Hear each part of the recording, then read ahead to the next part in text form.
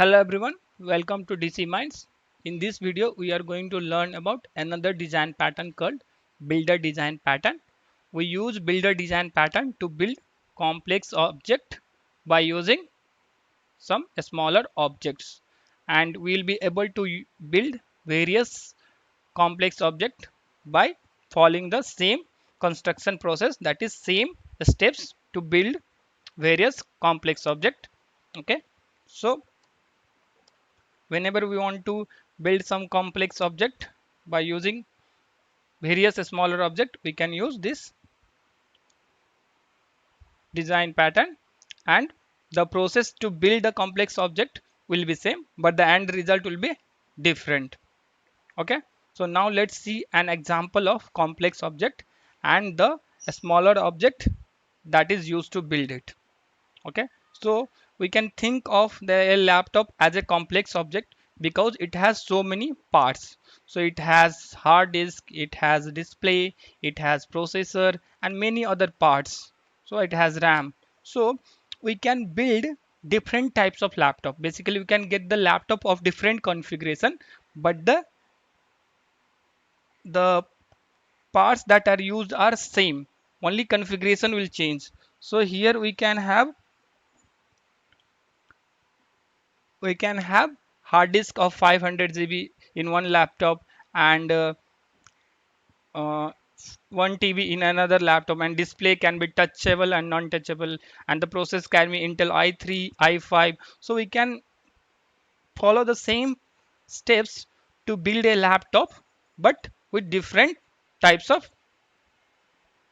parts. Okay, so processor will change, types of processor will change, type of display will change, RAM will also change, the size and capacity. Okay, so the main thing over here is that we are trying to build a complex object, basically different type of complex object, by following the same construction process. Okay, now let's see the code that help us to do this. So here the part of the laptop, here we are representing by this class interface, this item, and it has three methods. The first one is name, and the price, and the configuration. Now what we are doing, we are creating another interface from this item interface, and the same three methods are overridden over here. And now we are creating a concrete type like Intel i3 processor from this processor, and we are implementing all these methods. Then we are returning here name and the price of that processor and the configuration it has. Same way we are creating another processor here, that is called Intel i5, and the name it has, the price of it, and the configuration it has. So we are creating first we are having a smaller object that is derived from this item interface. So now we have here driver interface, and this driver interface is again a parent for this concrete type. So here it is a hard disk drive, and it is type and the price and the configuration it has. We are implementing it. Same way we are creating this solid state drive, and then providing all the functionality it has. Okay, and then again we are creating another interface called display type, and a same all three functions we are overriding over here. And then we are creating a concrete type, that one from this display type. So here we have normal screen which is non-touchable. Okay, and its price and the configuration of this screen. Then we have another display type that is touchable, so its name and the price and the configuration of it. And then finally we have a laptop class where we have a vector of item. So because laptop is made up of various parts, so what we'll do, it has a add method, add parts, which will we use to add parts, various parts, to build a laptop. And then we are getting the cost of the laptop by adding the cost of each parts from the this vector, and then here we are getting the configuration. So to print the configuration, we are again iterating over this vector and first printing the name of the parts and then what is the configuration of it. Okay, and then finally we have a class called builder. So this builder class is used to build various type of laptops. So in this case we are building two types of laptop. One is L50, this is one type of laptop, another is P52. So in L50 we have given configuration as the processor is Intel i3 and the screen is normal, and type of hard disk is hard disk drive, and here the driver type is solid state drive, and the screen is touchable, and the processor is also Intel i5. Okay, so now in from the main, what we are doing, we are creating a object of this builder class, and then we are trying to create this L50 laptop. So what we are doing, we are using this builder object to get the laptop. So we are calling this method. So what it will do, it will return the object of this laptop with this configuration, and then finally we are printing the configuration and the price of it. Okay, so now if I run this program, let's see what is the output. Oh, I have put the breakpoint. Let's remove it. Oh, so here you can see the output is here laptop. Its name is L50 and the processor is i3 and its configuration, and it is non-touchable screen with this configuration, and hard disk drive.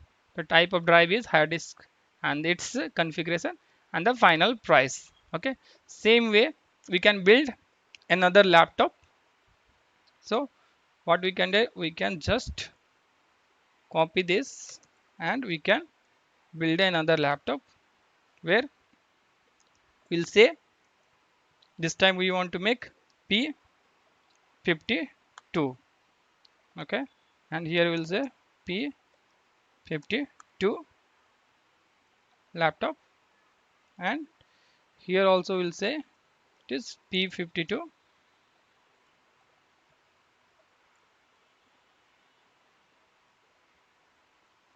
Okay, now let's build it.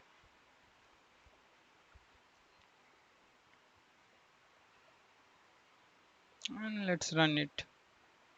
So now if you see, we have two laptops, one with this configuration L50, and we have another laptop P52 with this configuration.